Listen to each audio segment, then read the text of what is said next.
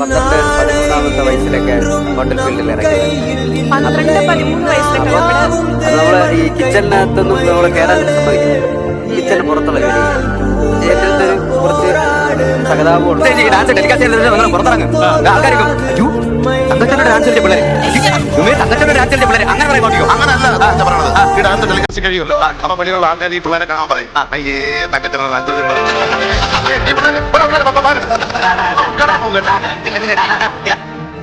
ഈ പാട്ട് ടെലികാസ്റ്റ് ചെയ്താൽ എല്ലാരും എന്നെ എനിക്ക് ശ്രദ്ധിക്കും.